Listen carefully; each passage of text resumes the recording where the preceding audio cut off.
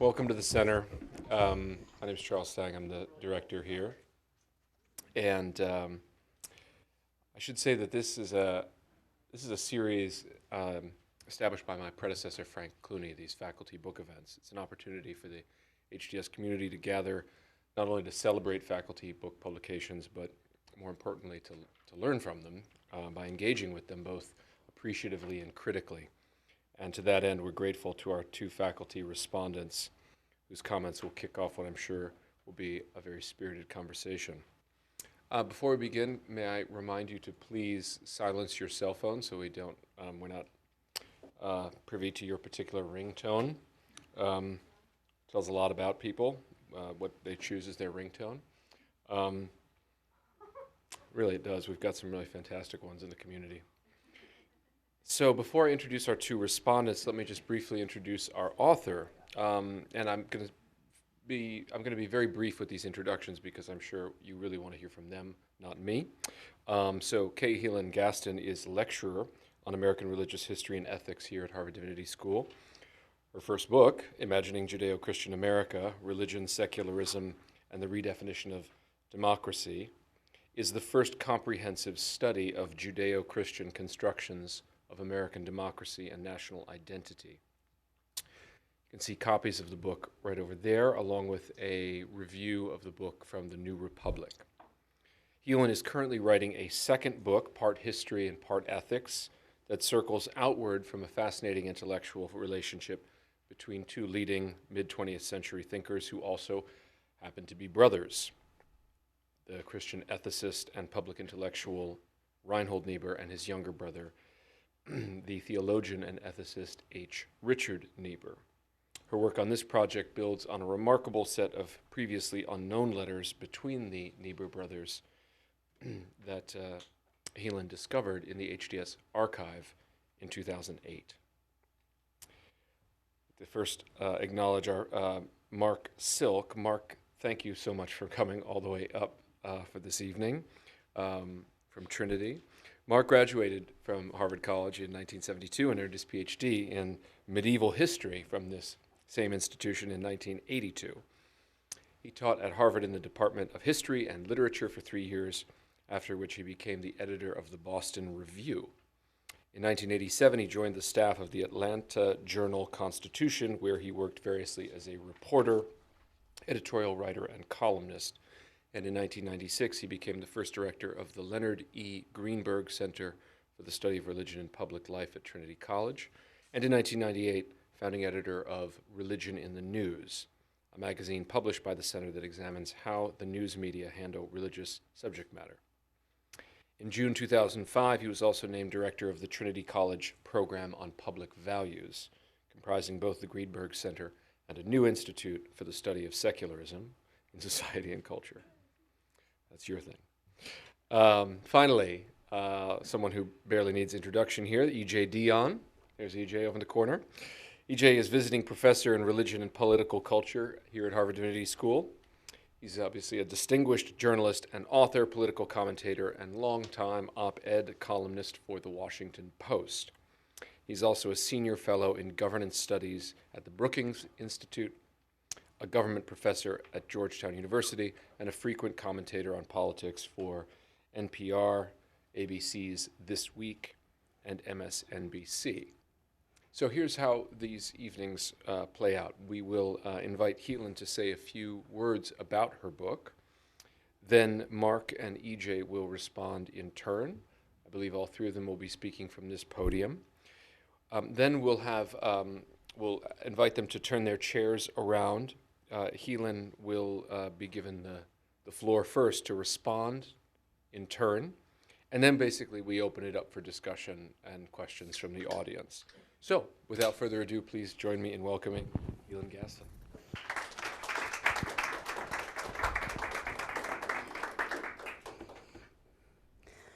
Well, first of all, I want to say a big thank you to our hosts, Charlie Stang and the staff of the Center for the Study of World Religions at HDS for facilitating this event. I also want to thank our commentators, E.J. Dionne and Mark Silk, two incredibly insightful analysts of American politics. I'm honored by your willingness to engage this book and also deeply appreciative of your scholarly generosity. I want to also say thank you for so many of you coming out this evening on what is a cold winter night, it turns out. I've benefited so much over the years from colleagues and students here and the support and inspiration that they've given my work. So Charlie asked me to say a few words at the beginning about the book, particularly the question of how it came about and what it aims to do. As I say in the book's acknowledgments, I've been interested in Judeo-Christian discourse almost since I came to political consciousness. It was growing up actually in Tennessee in the 1980s, and I was well aware of the gap in that period of time between the way that Ronald Reagan was using Judeo-Christian rhetoric and the meaning of the term Judeo-Christian in the liberal Protestant UCC church context that I was raised in. I came to see during those years that the culture wars of the 70s and 80s actually involved a tug of war over the meaning and future of Judeo-Christian terminology. And interestingly, there was a moment in that time in my life when I actually came to Boston and had an experience in the Harvard bookstore of all places. I went and was just sort of perusing the shelves and noticed huge numbers of books on questions related to, it was the era of Bloom, so the closing of the American mind, but also this question about the Grey Wolf Five, the turn to multiculturalism basically was very well in evidence in the Harvard bookstore. And I remembered at the time thinking that there was a really remarkable lag between the sort of state of the conversation in the town that I was growing up in and the kind of character of the conversation in an urban area like this. So that definitely was the moment when I just kind of made a mental note that what we were talking about and engaging with in Chattanooga was definitely, really years behind the sort of state of the conversation here.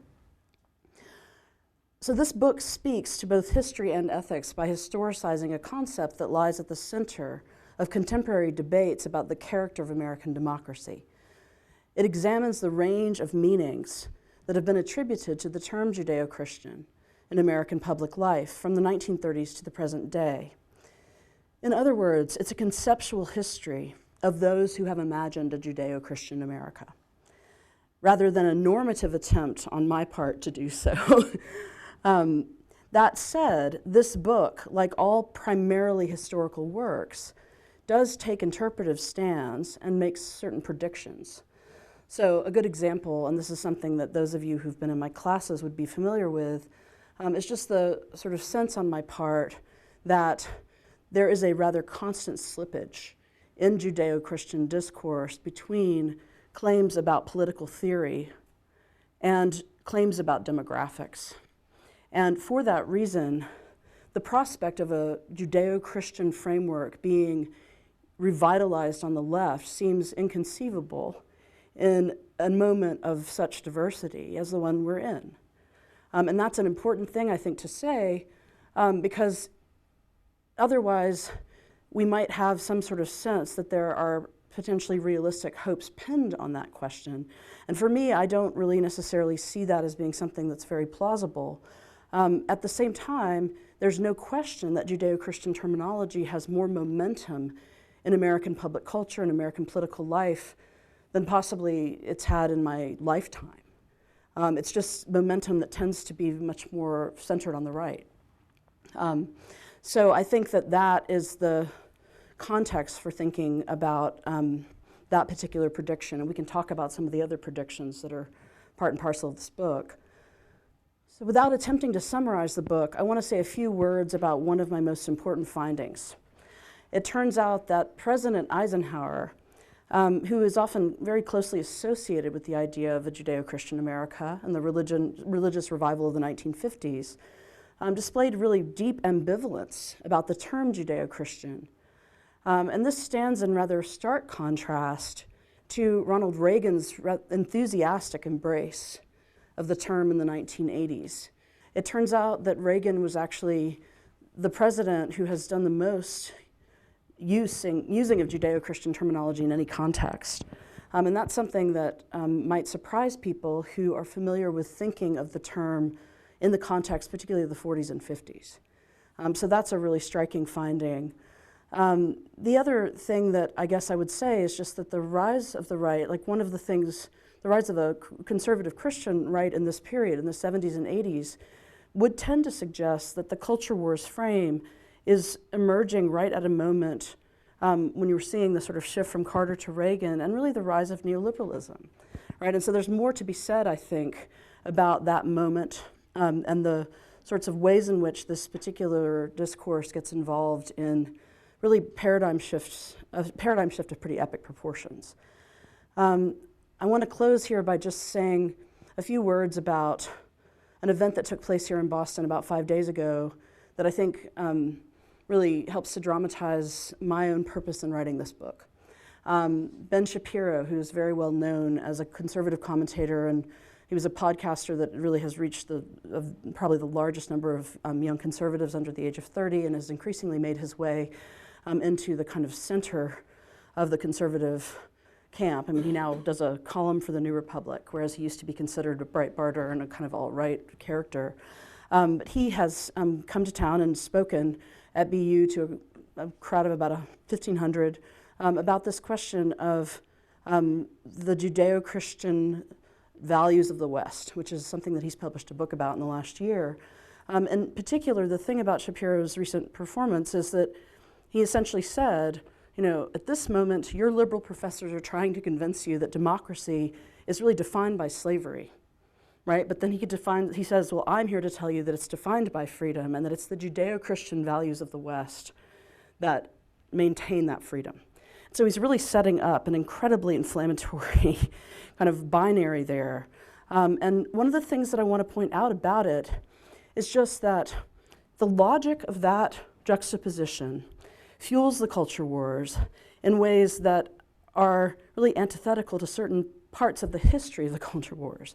So for instance, the idea that there is nothing in Judeo-Christian terminology that could be used to combat racial oppression, right? No sense that that Judeo-Christian terminology could be used in an anti-slavery or sense, right? It erases the uses of people like Martin Luther King, who actually mobilized with Judeo-Christian terminology to essentially try to convince white Americans that they needed to live according to their stated claims, right? He shamed Americans with Judeo-Christian terminology into beginning to address, and of course insufficiently we now see, right, but beginning to address these questions in more fundamental ways. And so one of the questions that we have to deal with, I think now, is for anyone who is sympathetic with the claim, and I think it's a very sympathetic one, right? The 1619 Project is exciting on this score. We're asking questions about the extent to which slavery is part of democracy and every other aspect of American experience. But how is it possible then to respond to someone like a Shapiro without finding yourself in the position of linguistically reifying the term Judeo-Christian? That's the thorny bit, because there are many people, I suspect, in this institution who stopped using Judeo-Christian terminology long ago, but have a sense of indebtedness to the way that Martin Luther King used Judeo-Christian terminology. And so in what ways is it possible, right, to begin to address that problem, or is it only, do we just say, oh, that's old hat, we don't talk about that question anymore? That's just something that people on the right think, but it's not true. Right? That's, I think, one of the issues that is sort of front and center at this particular moment politically, and it's a very, very consequential question. So I frame it to you this way just because this is the sort of thing that I thought about in writing this book, and it's something that I continue to engage very deeply with, and I'm excited to hear some of your thoughts about, you know, the question of what can be done about this problem in our sort of political, linguistic, you know, moment. So, thank you.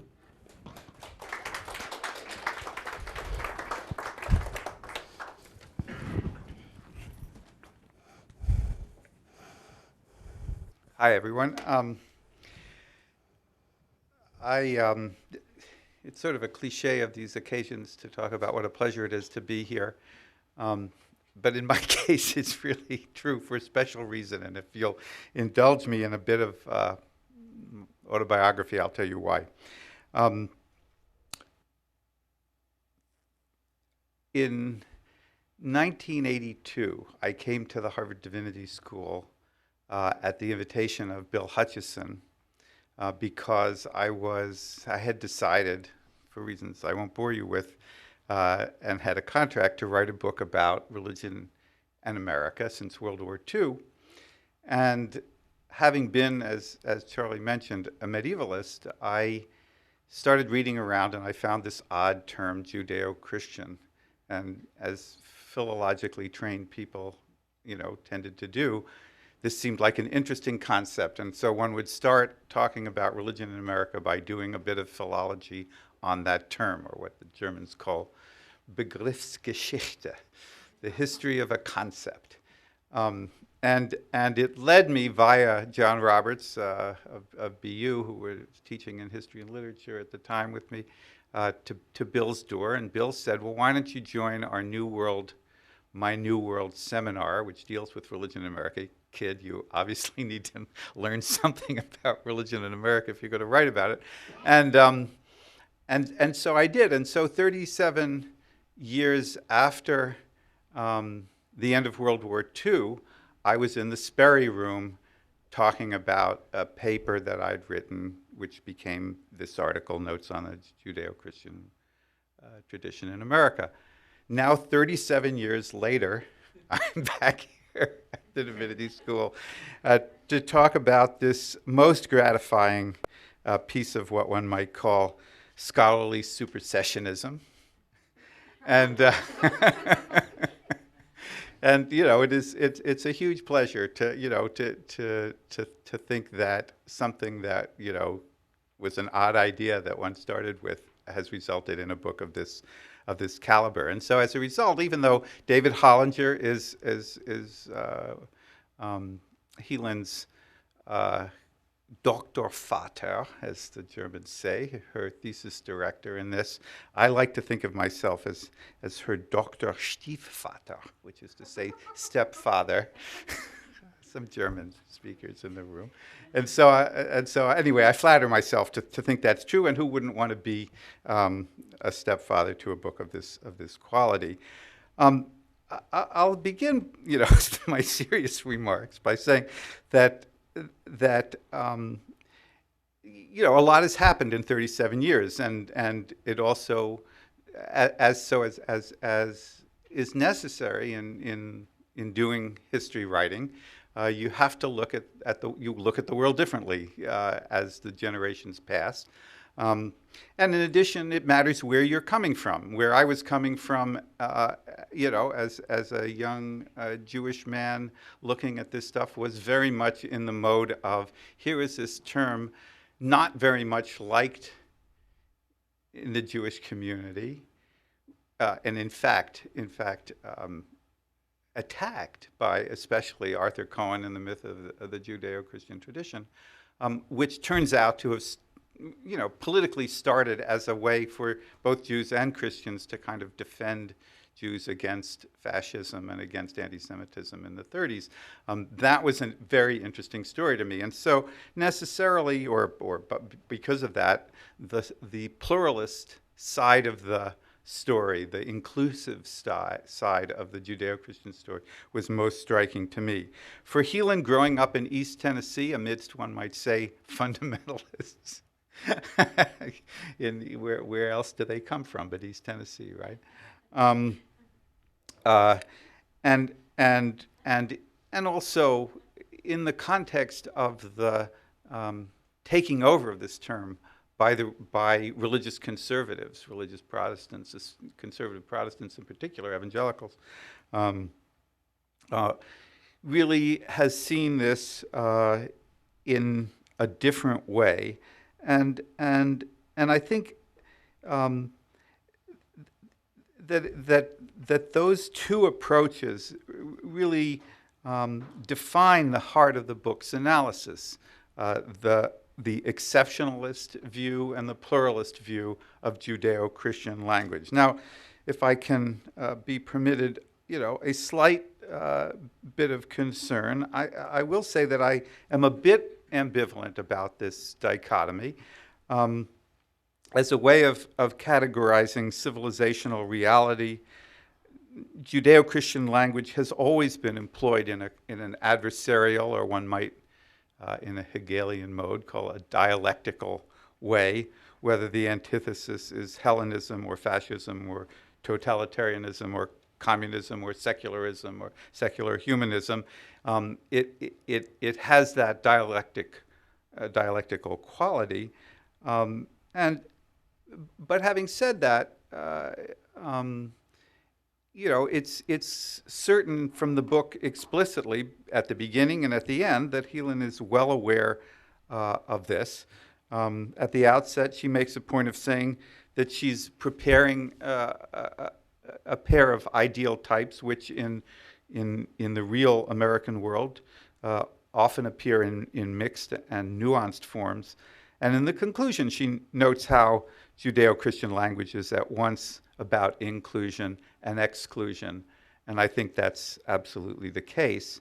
And moreover, there's no question, but in the incredible wealth of instantiations that she discusses in this very rich book, there are figures who are more pluralistic, and there are figures who are more exceptionalist in their approach, and so it works.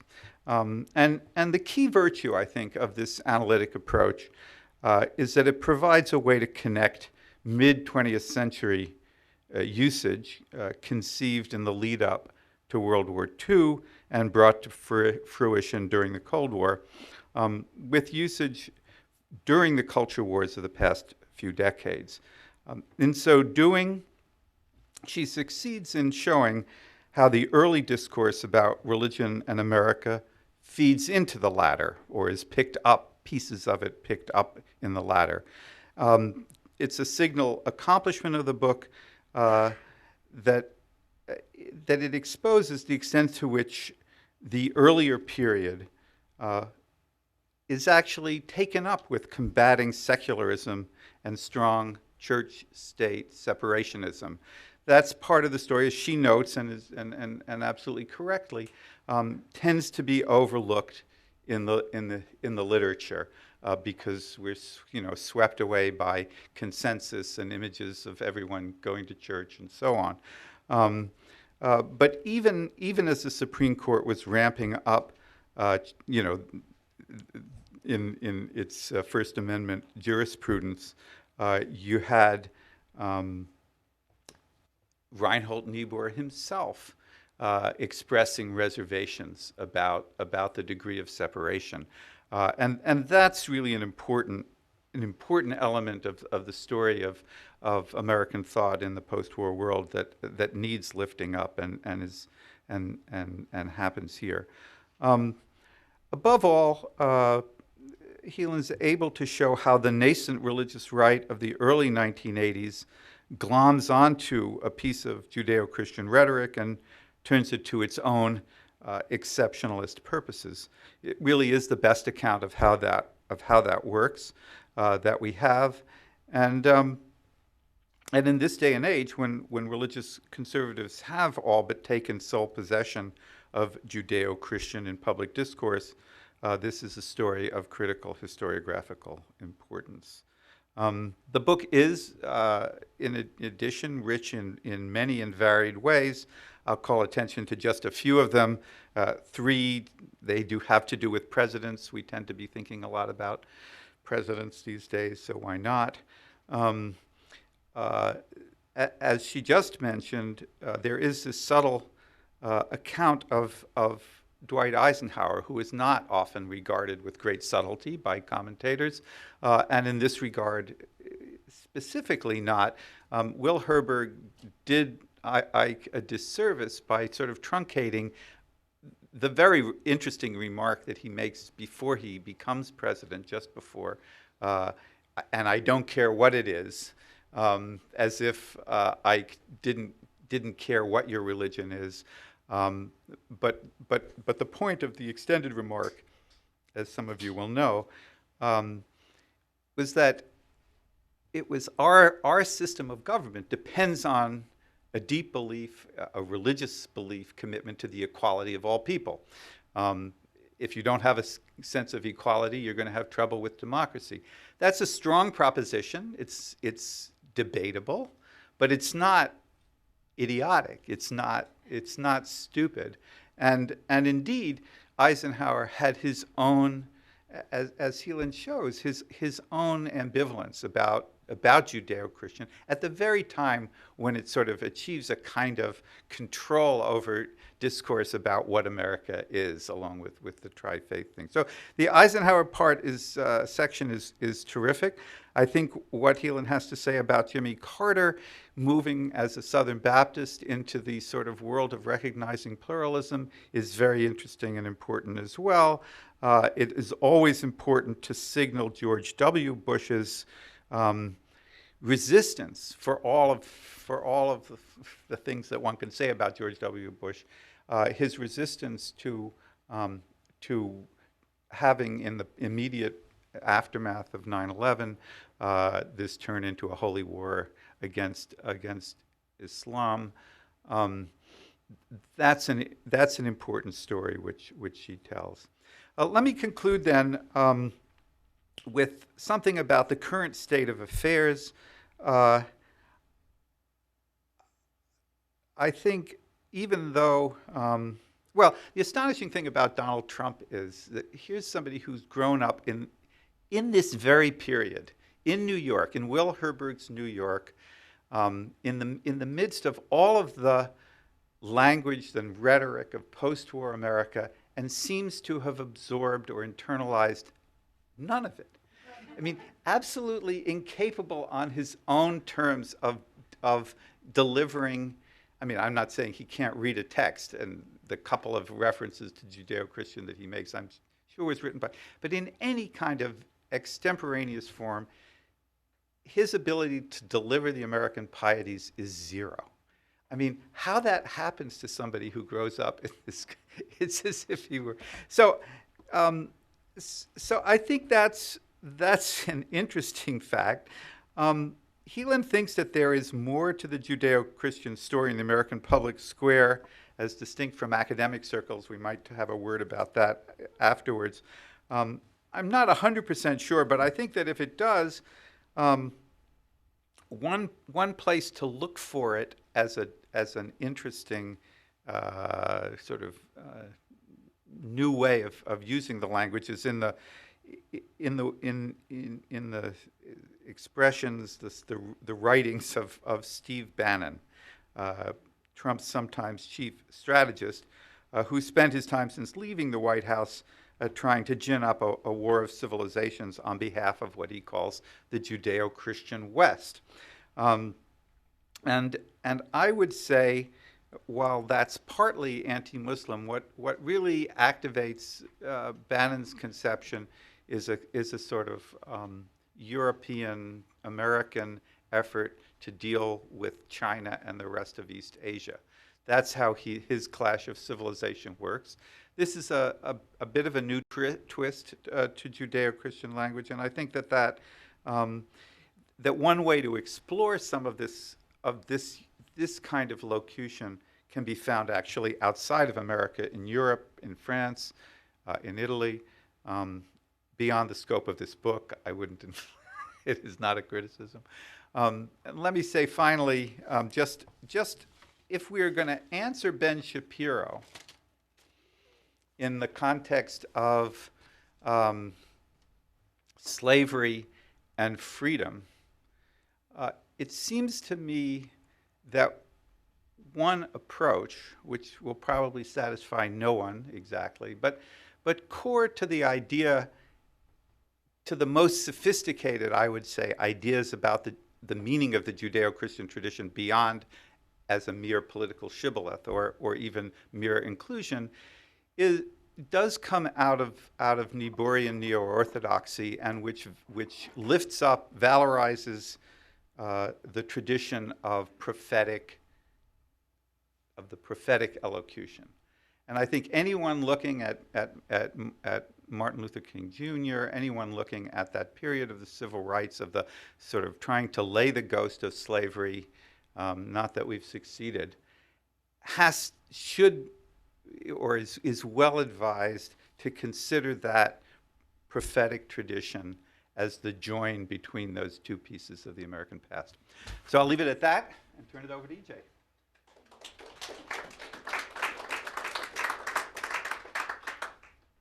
So before I begin, I want to say that it was very cool to see Healan historicize my old friend Mark Silk in her book. I want to just show you why he is so deeply qualified to be a respondent on this book.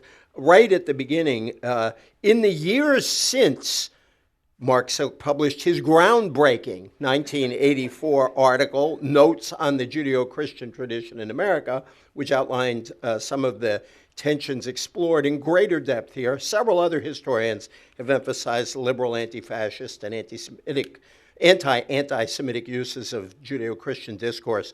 And then she goes on to say, on all these levels, the meanings and uses of Judeo-Christian were contested from the discourse's very inception, an insight of Silk's that no subsequent interpreter has systematically developed. So we had to wait 35 years for someone to do a serious job of explicating Mark Silk. So Healan is a Silkian, and I am a Gastonian myself. I want to also, just because Mark mentioned Steve Bannon, I had him in my notes, and I think it is really important to understand the roots of Bannonism in the Crusades, and I'm not making that up. Bannon is very committed to that, and it's a really good illustration of the difficulties that this term Judeo-Christian the difficulties it faced. He gave a speech to a Catholic traditionalist group in Rome in 2014 where he said the Judeo-Christian West is in crisis. He called for a return of the, quotes, church militant who will fight for our beliefs against this new barbarity which threatens to completely eradicate everything that we've been bequeathed over the last 2,000, then he quickly adds 2,500 years. Bannon pointed to the long history of Judeo-Christian struggle against Islam, and he reached back to praise forefathers who defeated Islam on the battlefield and, quotes, kept it out of the world, whether it was at Vienna or Tours or other places.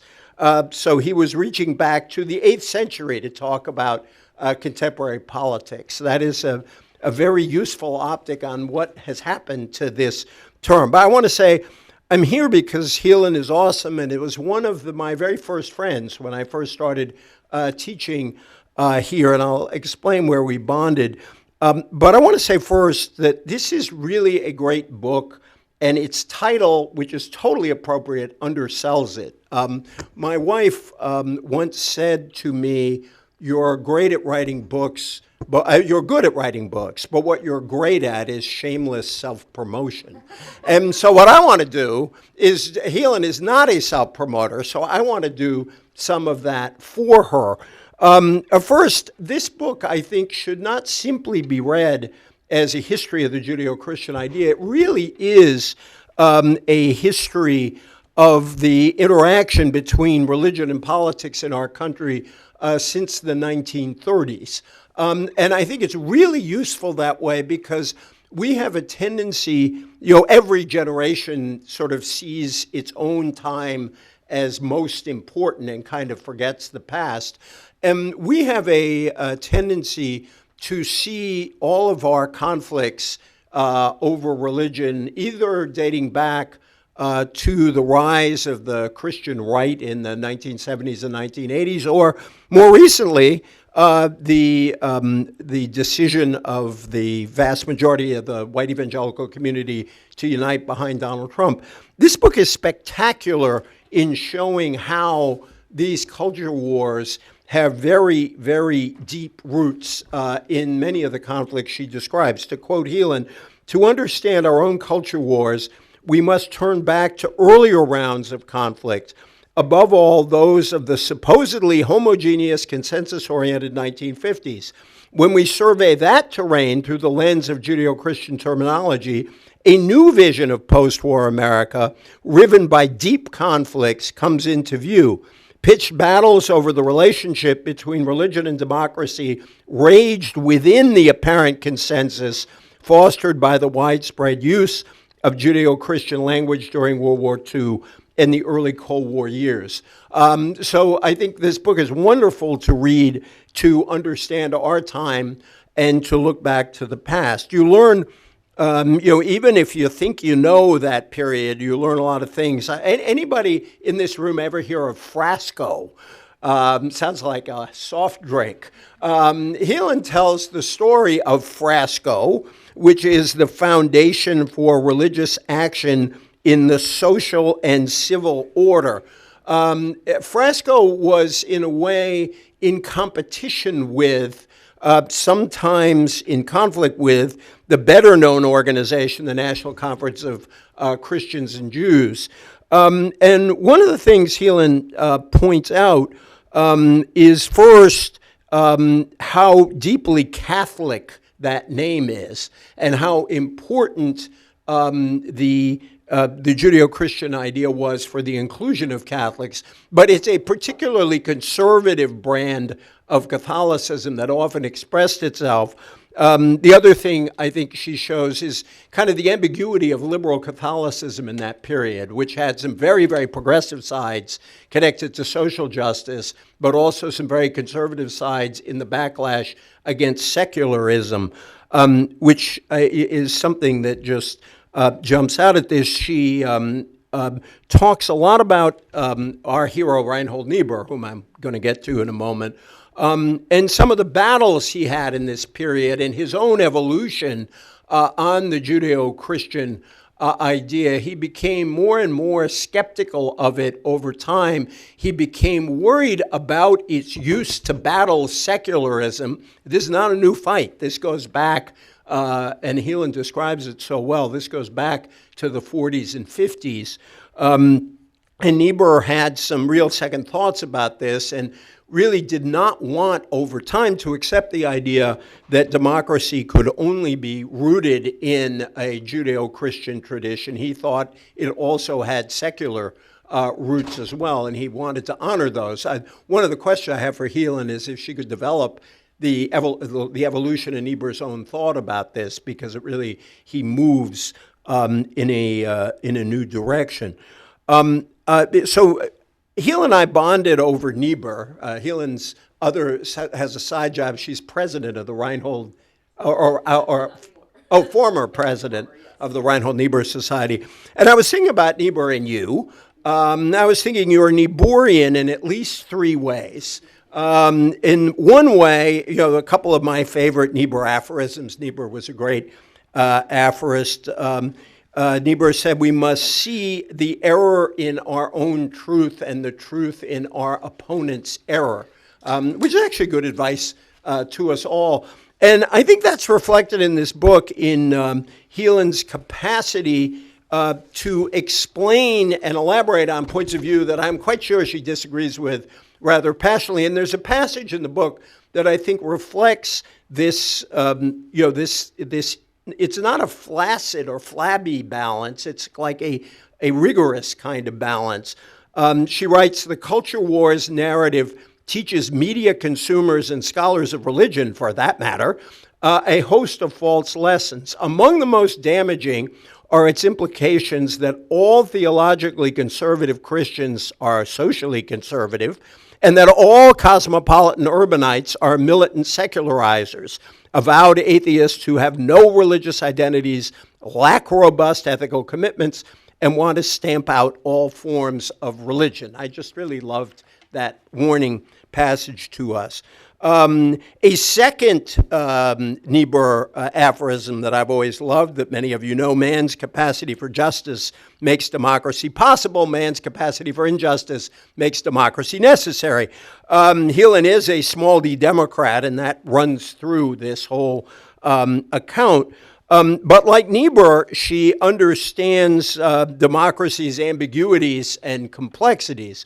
And that gets us back to the kind of origin story of the Judeo-Christian idea. She is really good at explaining that you can't understand this idea without understanding Nazis, communists, and Protestants. And my apologies for putting Protestants in the same box, because I don't mean it in that way, in any way. But the first is that there is, if you will, the positive and broadly liberal side of Judeo-Christian, which is it really was, as the traditional commentators suggest, in part an honest and honorable reaction to Nazism and a real effort to mark the inclusion of Jews as part of American life. And it was an extremely useful concept in that way. It advanced tolerance in many respects, but not all respects. At the same time, you can't understand the term without understanding the Cold War. And one of the great things about this book is that it really puts this story in the context of Cold War politics. And there really was a very strong sense at the time that the Judeo-Christian tradition undergirded democracy and was facing up to godless communism. I always like to tell people about when I was in grade school, Catholic grade school, there was a comic book series called Treasure Chest. And they had a series in the comic about what would happen to the United States if the communists took over. And they showed a classroom. And the American flag had the stars and stripes replaced. I mean, it had the stripes, but the stars were replaced by a hammer and sickle. And the teacher was pointing to a blackboard, and the only words on the blackboard were, "There is no God."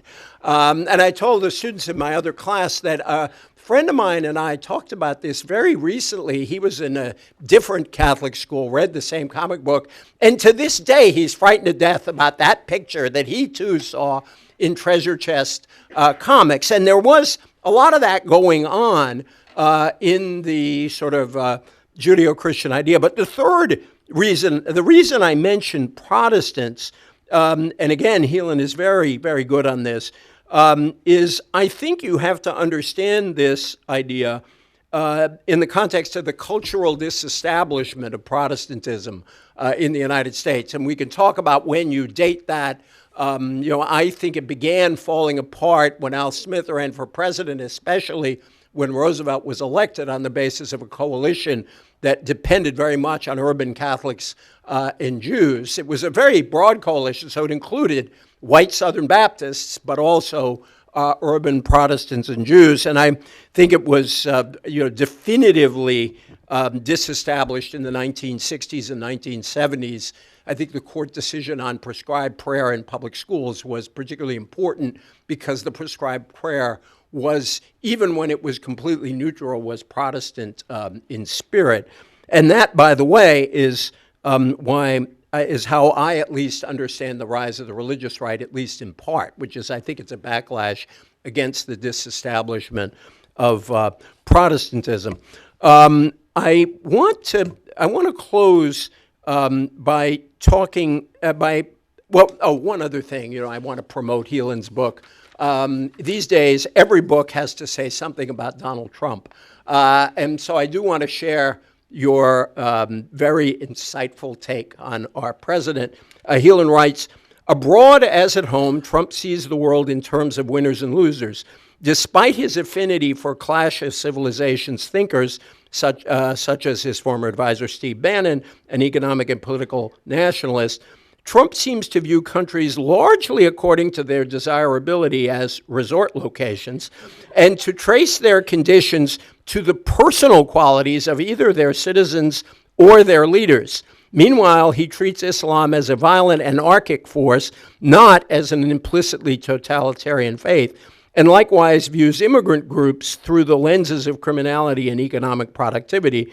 In short, Trump fixates mainly on social differences, not religious ones." I'd like you to talk about and even defend that proposition, given that Trump, while that I broadly think you're right, Trump is the guy who put in the Muslim ban, which was explicitly religious, and it can fit within that term, but I think it's something worth discussing.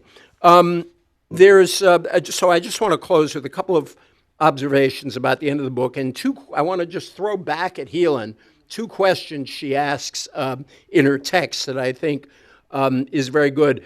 First, I appreciate what you write about the new effort to create the next generation of Judeo-Christian. That term, the new term, is Abrahamic. It's an effort to include Muslims, so then it becomes Catholic, Protestants, Jews, and Muslims. And you write, a number of factors would seem to militate against the hope that some interfaith activists and scholars, that the term Abrahamic will come to perform the same integrative function that Judeo-Christian did in post-war America. And you go on to talk about not only the fraught nature of Western relations with Islam at this moment, but also the fact that that term is not inclusive of Sikhs, it's not inclusive of Buddhists, it's not inclusive of Hindus. It's a problematic term in a lot of ways, and yet people, I think, of good faith are trying to grab it as to embody what is best in the original Judeo-Christian idea. Secondly, you really focus on how the Judeo-Christian idea would really have been impossible in some ways absent the Cold War, that the Cold War is what really gave it life. And so you ask these 2 questions. You ask, can people know who they are as members of national communities, or even as human beings for that matter, without delineating who they are not? That is a really interesting philosophical question, but it's also a very interesting practical question for our moment. You go on to ask, does identity formation always require a foreign outsider, an enemy within, a threatening other? I was haunted by those questions at the end because on the one hand, they're the right questions for you to ask about the Judeo-Christian idea and what would come after. But we are now haunted as a country by a very strong tendency to talk a lot about the other. It is a strong tendency that doesn't even have the leavening of the lighter side, if you will, of the Judeo-Christian tradition. And so despite your brilliantly critical and almost,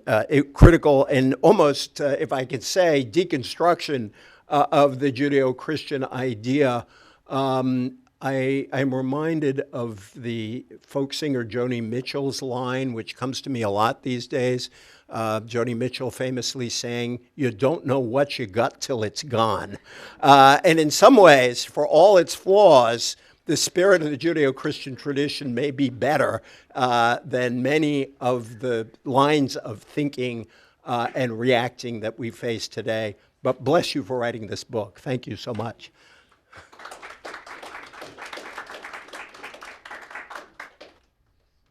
Well, so let me just say a few words in response to your comments. I appreciate so much your thoughts about this book and the time that you took to engage it. You know, it's interesting. I think that just speaking directly to this question about the sort of deconstructive dimension of this book, one of the things that who, you know, so for me, like, yes, I mean, there's no question that I'm offering a challenge to this discourse, but that challenge has been offered. I mean, again and again and again by countless commentators since the 70s and 80s.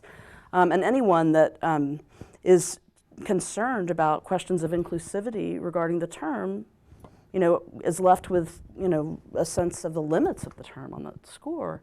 And so I really have just sort of felt that it's something that needed, you know, wider engagement. And I guess that's one of the reasons why it concerns me, the prospect that people will say, oh, you know, we outgrew that long ago. That's not worth talking about, thinking about, asking questions about, at a moment when we have Ben Shapiro coming to Boston and trying to give us a very kind of stark account of the state of play in American political discourse presently.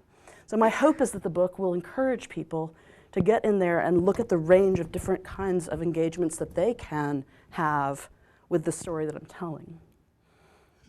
Could I ask a question, which is one of the things that not puzzled, but that I sort of turned around in my mind is there are ways in which there were deeply, if you will, liberal uses of this term, and that there were both the motivations of many of the people who used it were broadly liberal and inclusive, and and it was in some sense theoretically liberal because it was trying to say we are broader and accept that we are a broader country than people used to think. It was an anti-nativist term, really, in its because of Catholic and Jewish immigration.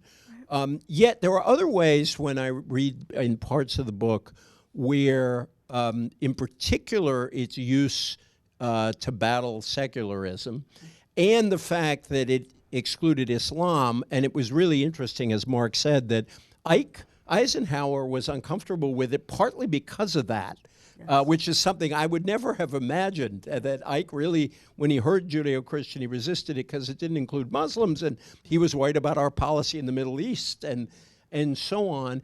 And so you could make a wholly different argument that the roots of the religious right were far more in this idea than we might think. How can this concept hold these two ideas and tensions? How does this tension work out? Mm-hmm. I mean, in a way, that's the drama of the whole book. Definitely, yeah. And the sense that it's really a tension that's with us. Yeah. I mean, that's the thing that is so shocking to me, is just how consistent these dynamics are, right? So I think it's the kind of book where once someone reads it, they have a different kind of walking around sense inside of American political discourse.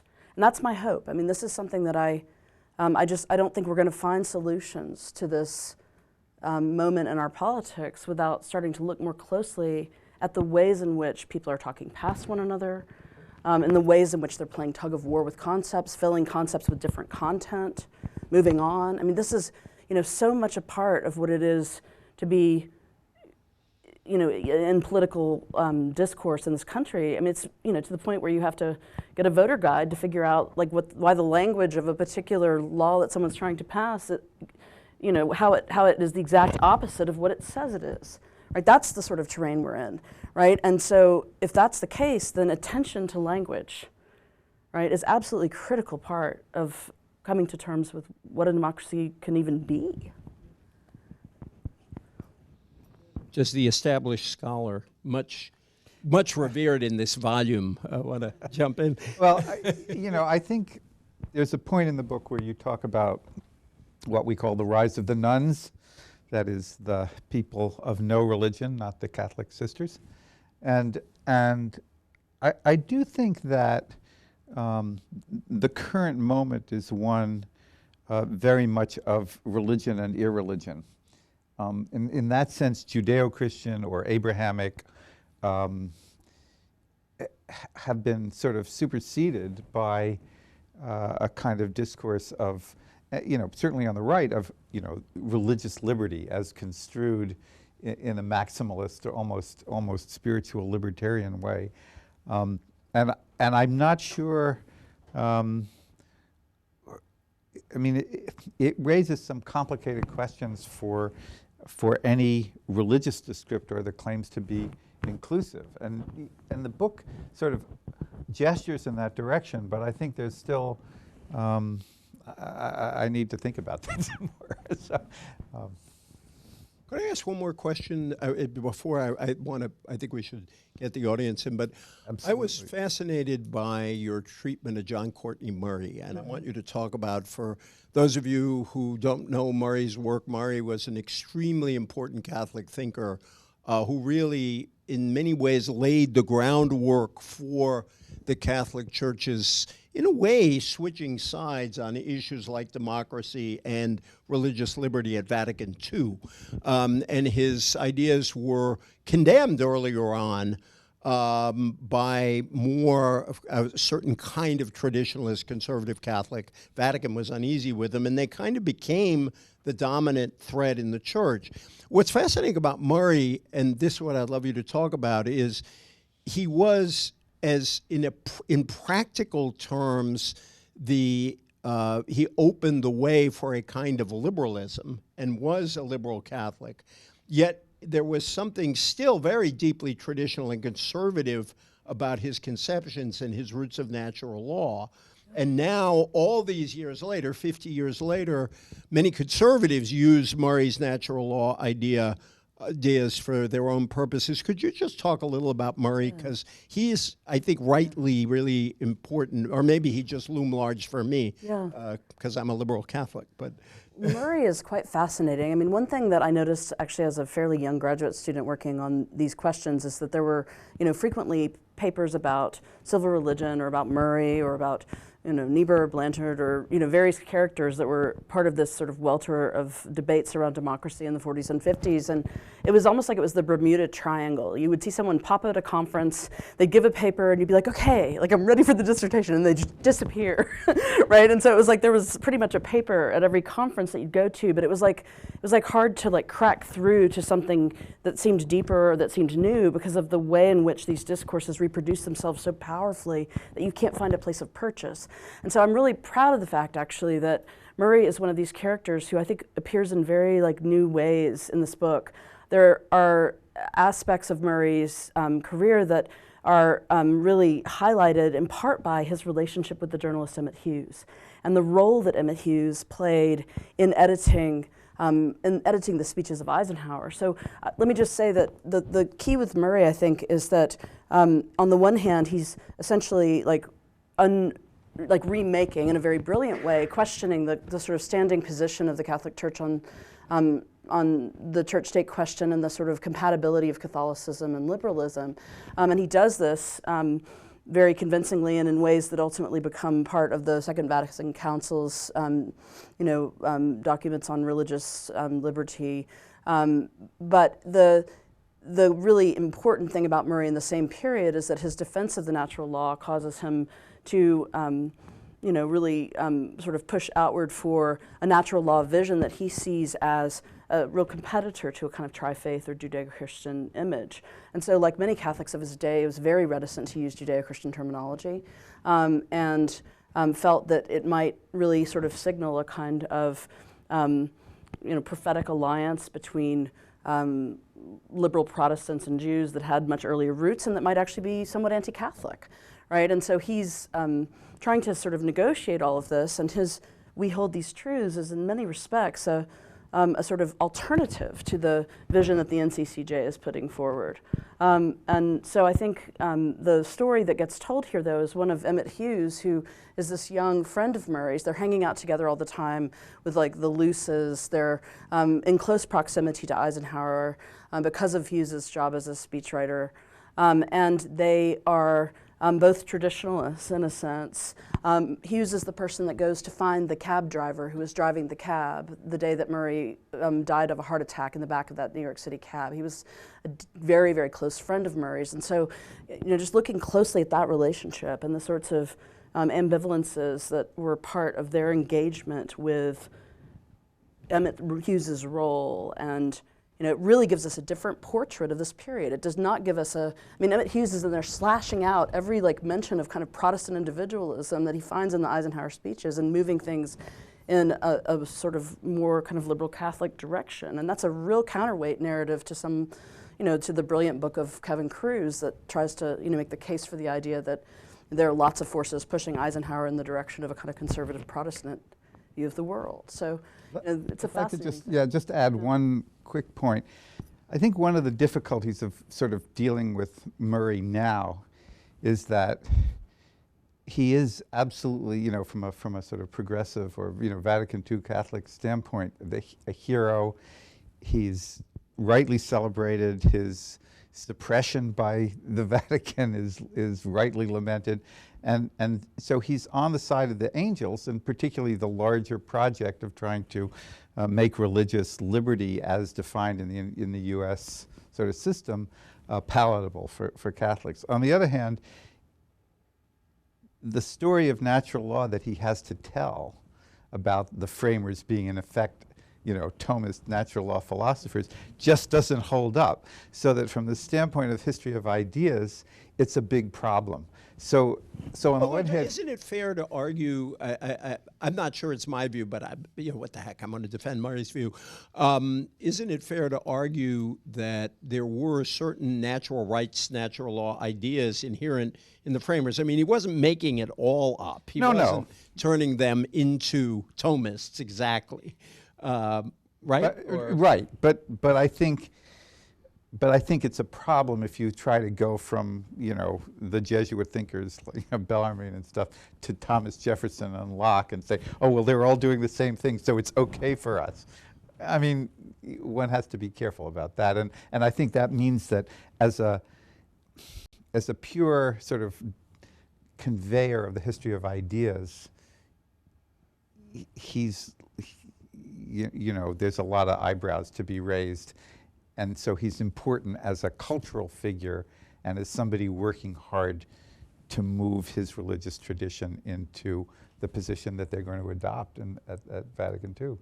Right, and Richard John Newhouse and some of the first things folks have actually used Marty in, over the last decade or so. Which tells you something. Conservative, for conservative purposes. So I'm taking both sides of the argument here. Please. So this is a question. First of all, forgive me if this is in your book or, Mark, in your seminal article. I'm wondering to what degree this sort of the waxing and waning of the Judeo-Christian category can be told not in terms of sort of American history, but sort of international history. So, and I guess the invitation there is thinking about Eisenhower and Reagan. And I thought, oh, well, right, Eisenhower had the Suez crisis. Reagan has Israel's invasion of Lebanon. Is that some way of thinking about how they're thinking through the possibility of the Judeo-Christian? And then it led me also to think of, because we're constellating the Judeo-Christian and the Abrahamic together, I thought with Reagan, you have this moment with the Iranian Revolution where you could very easily demonize Islam, and then you could see a kind of retrenchment of a sort of Judeo-Christian rhetoric. At the same time, and here I am, I'll confess I was a child of a Republican household in the Midwest, which was a Reagan-worshipping household, during which in the 80s, there was a kind of cult of the Mujahideen in Afghanistan.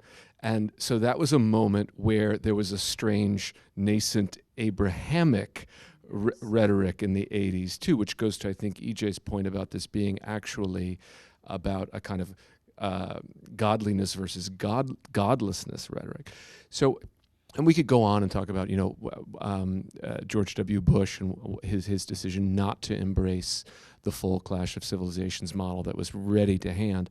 To what degree is this a discourse that's driving the bus, or is it simply responding to certain geopolitical events? I mean, it's obviously not an either or there, but I'm just wondering if you could reflect, Healan, all of you, on the sort of the international frame for thinking about this storyline.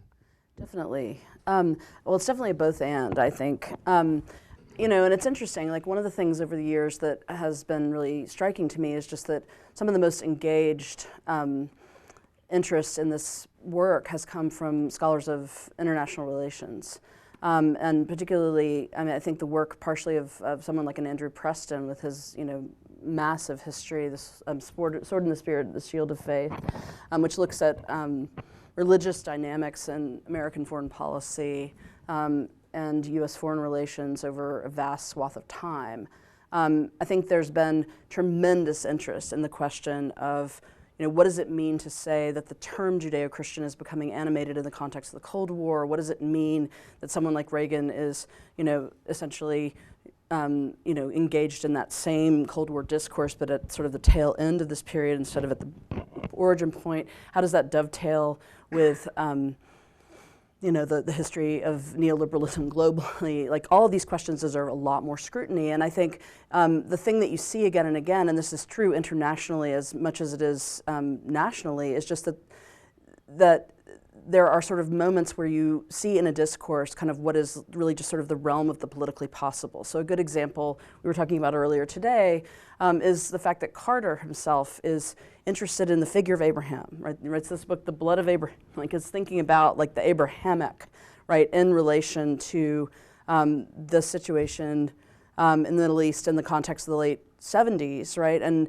that's an abiding interest that he carries forward, but it's one that sort of blips on the radar screen at this moment. It looks like there's going to be a cultural moment for that terminology. And then it happens again in the context of the sort of post 9/11 years, that there's a moment when, right even before 9/11, like one of the things that the book does is it shows that there's certain moments where there seems to be momentum developing behind the concept of the Abrahamic, and then something kind of turns that momentum or seems to structurally impede it, right? And so, I think international events have a profound impact, right? I mean, there's no question that they're, weaving in and out of the story at various different points.